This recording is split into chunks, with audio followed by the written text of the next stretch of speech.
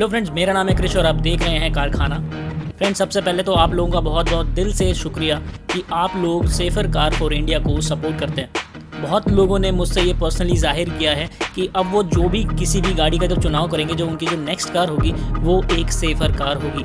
अब इन चीज़ों की तरफ इंडियन कस्टमर्स, इंडियन बायर्स को तो ध्यान देना ही है, लेकिन यहाँ पर ज़रूरत है कि कार मैन्युफैक्चरिंग कंपनीज, चाहे वो कोई भी ब्रांड हो, उसे अपनी कार में अब सेफ्टी गाइडलाइंस को फॉलो करते हुए ही गाड़ी का निर्माण करना ज़रूरी होना चाहिए, क्योंकि एक बायर के लिए और एक सेलर के लिए बहुत ज़रूरी है सेफ्टी। फ्रेंड्स, आप लोगों में से ऐसे बहुत सारे लोग हैं जो अब ऐसी तस्वीरें या फिर वीडियोस हमसे शेयर करते हैं ताकि ज़्यादा से ज़्यादा लोगों को जागरूक किया जा सके एक सेफर कार के लिए, और उसमें आप लोगों का सहयोग भी बहुत बहुत ज़रूरी है। तो अगर आप लोगों के पास भी अगर ऐसी वीडियोस या फिर कोई इमेजेस हों तो उसकी डिटेल्स के साथ आप हमें ईमेल कर सकते हैं, या फिर हमारे फेसबुक अकाउंट पे जाकर के, जो कि कारखाना नाम से है, आप वहाँ जाकर के हमसे कॉन्टैक्ट कर सकते हैं और इसकी डिटेल्स हमें दे सकते हैं।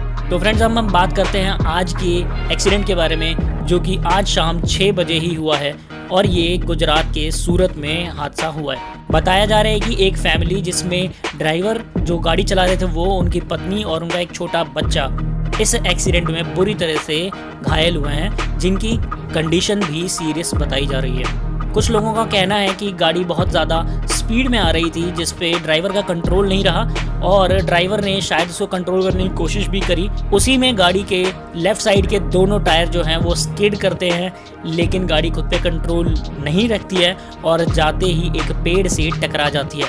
टकराने के बाद गाड़ी पलटी खाते हुए थोड़ा नीचे की तरफ चली जाती है और जो कि पानी के पास जा कर के गिर जाती है। अब आप इन फोटोज़ में आप देख रहे होंगे कि गाड़ी की क्या हालत हुई है।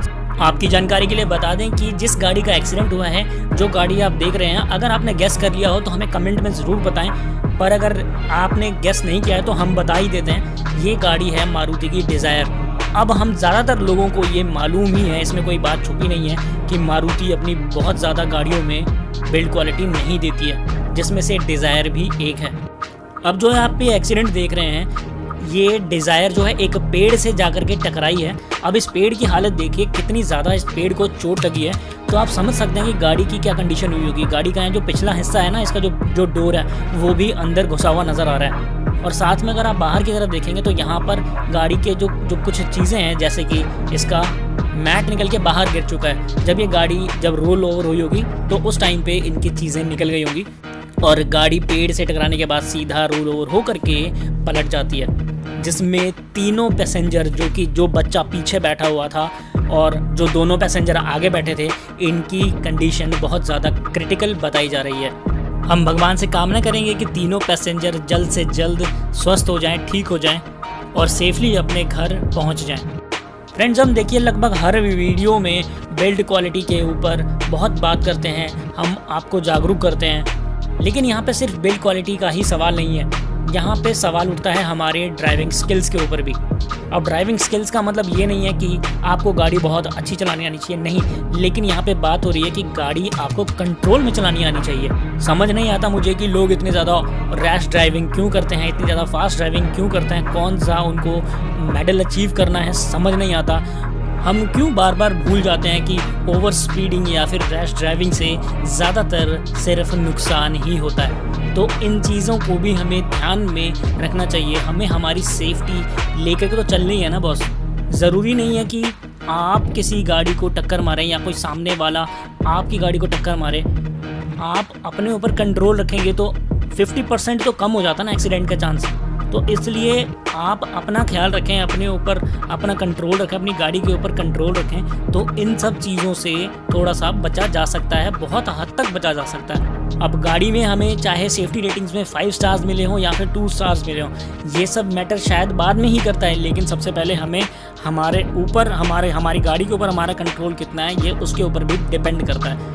तो ज़रूरी है कि आप अपने ऊपर भी कंट्रोल रखें और अपनी गाड़ी पे भी कंट्रोल रखें, क्योंकि अक्सर देखा गया है कि जिन गाड़ियों को 5 स्टार रेटिंग भी मिली होती है ना, कई बार उसमें भी जान नहीं बच पाती है जब वो गाड़ी ओवर स्पीड में चल रही होती है, या फिर उसके साथ कोई बहुत ज़्यादा कोई ऐसा हादसा ना हो जाए जब उसके ऊपर जैसा कोई पहाड़ी गिर गया, तो उस हादसे में कुछ कर नहीं सकते।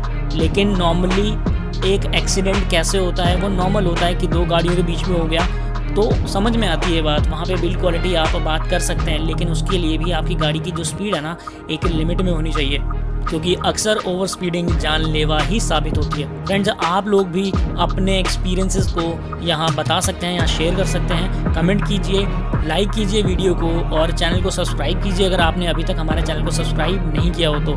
साथ ही अगर आपके पास भी ऐसी कोई इमेजेस या फिर कोई वीडियोस हो तो हमारे दिए हुए मेल आईडी पर कारखाना25@gmail.com पर इसे हमें विद डिटेल सेंड कर सकते हैं, या फिर हमारे फेसबुक पेज कारखाना पे जाके इसे फॉलो कर सकते हैं और इसकी डिटेल्स हमें शेयर कर सकते हैं, ताकि ज़्यादा से ज़्यादा लोगों को एक सेफर कार के लिए अवेयर किया जा सके। तो हमारा आप सहयोग कीजिए और लोगों को जागरूक कीजिए।